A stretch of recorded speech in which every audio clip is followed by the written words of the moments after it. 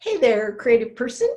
Whether you are actively creating or are thinking of yourself as a creative wannabe, this podcast is for you. We are going to be talking about all kinds of things connected to creativity.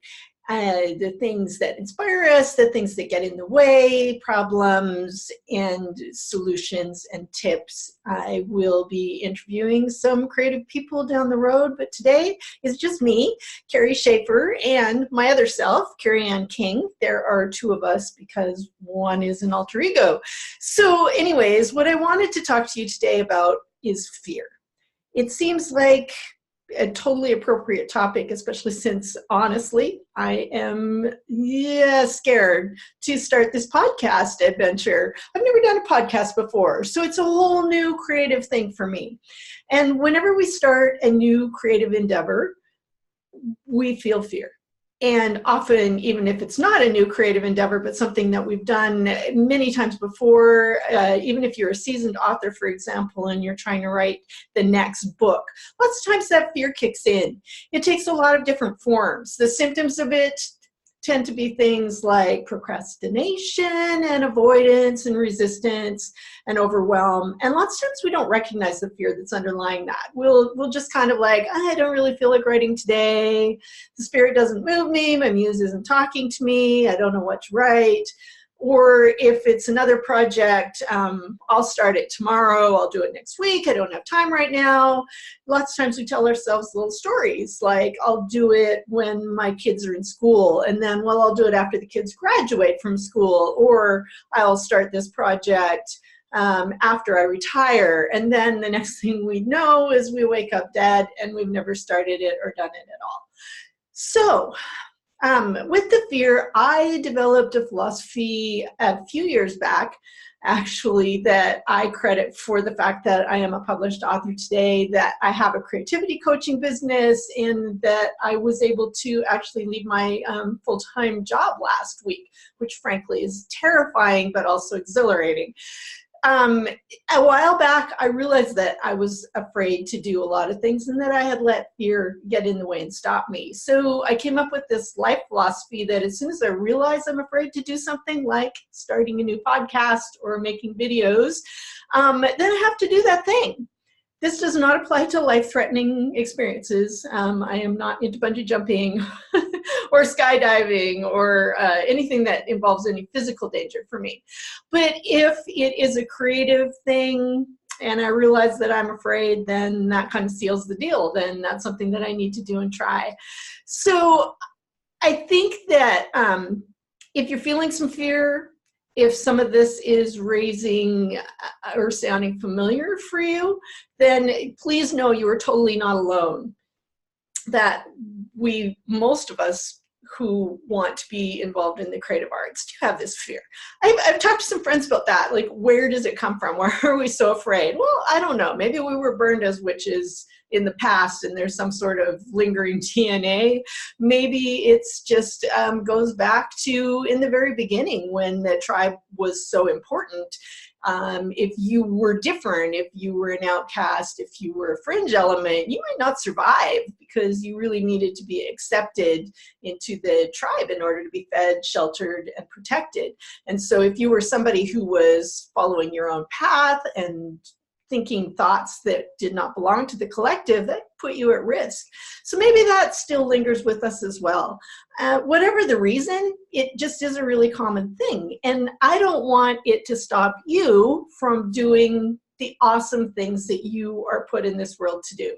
So whatever your creative calling might be, anything from writing to painting or knitting or making beautiful food, which is not my gift at all, but I know for some of you it is. Whatever that creative itch is for you, you have it for a reason, and you make the world a better place by acting on it. So getting in touch with and dealing with the fear is a really important part of the creative process. I wanted to share a little bit with you from this absolutely fantastic book. If you haven't read it, it is Big Magic by Elizabeth Gilbert, who also wrote Eat, Pray, Love, which you probably have heard of. So in Big Magic, she has a section that she calls courage. And I'm just going to read some of the fears that she listed in here. She has pages and pages of these, actually, but some of this might sound familiar to you. You're afraid your best work is behind you. You're afraid you never had any best work to begin with. You're afraid you neglected your creativity for so long that now you can never get it back. You're afraid you're too old to start. You're afraid you're too young to start. You're afraid because something went well in your life once, so obviously nothing can ever go well again. You're afraid because nothing has ever gone well in your life, so why bother trying? You're afraid of being a one-hit wonder. You're afraid of being a no-hit wonder. Any of that sound familiar to you? I come up against most of those every time I sit down to write. I've learned to deal with it and not let it stop me, though, which is something that I want to help you find your way to if this is something that you struggle with. So I'm going to actually tell you a little story, which I think illustrates some of this to a certain extent. So we have a dog. My significant other and I call him the Viking, so watch out for that, because I am going to have little fun tidbits for you from the Viking as we go along. Anyways, we live out in the country and we have a dog, and our dog does not like people. He has become very protective of our property and of us, and that's fine because, then he can be protection should we ever need it. Where we run into trouble is when we need to go out of town and we need someone to take care of the dog, because he's not the sort of dog where you can just have a neighbor come over and feed him. There's a long introduction process and everything gets complicated.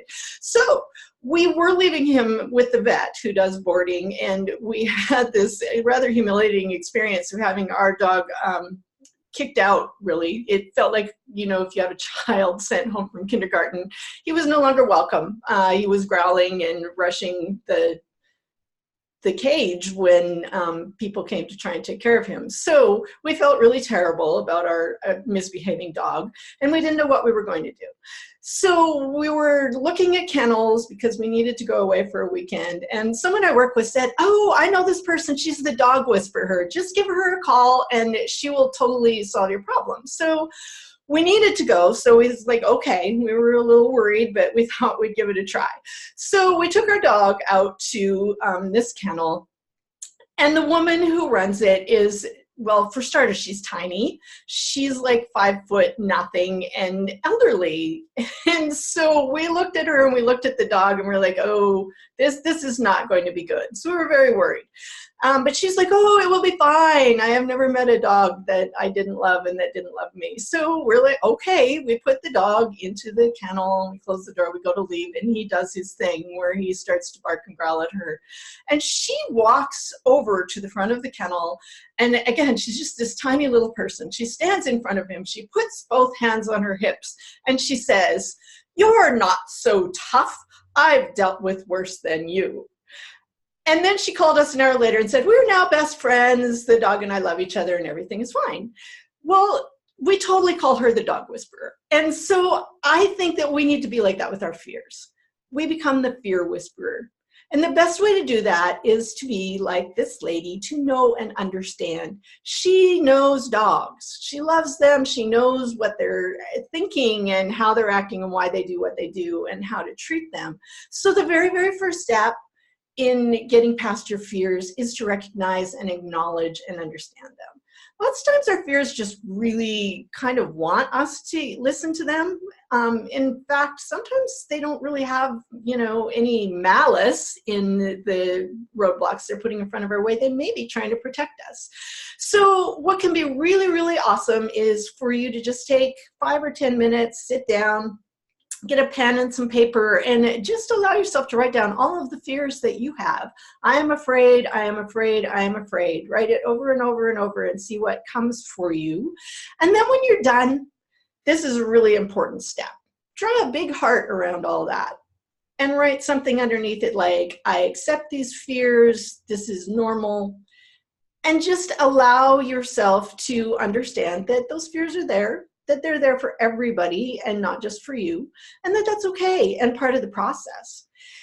And then go on and do something creative. So to finish that up, I'm going to read a little bit more from Elizabeth Gilbert.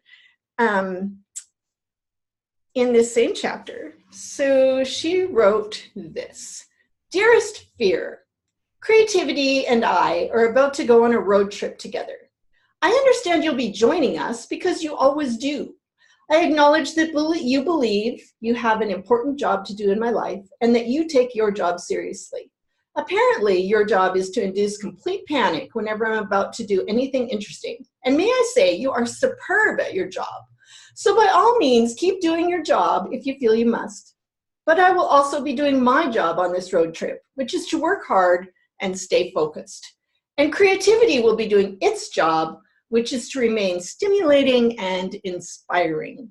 There's plenty of room in this vehicle for all of us, so make yourself at home, but understand this. Creativity and I are the only ones who will be making any decisions along the way.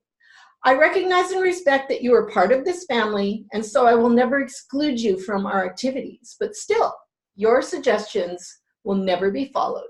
You're allowed to have a seat and you're allowed to have a voice, but you are not allowed to have a vote.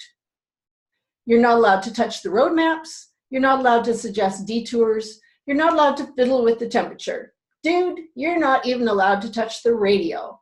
But above else, my dear old familiar friend, you are absolutely forbidden to drive."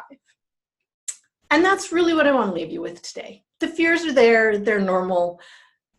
Acknowledge them, and then move on, and don't let them get in your way. Thank you for listening today. And again, I am Kerry Schafer and Kerry Ann King.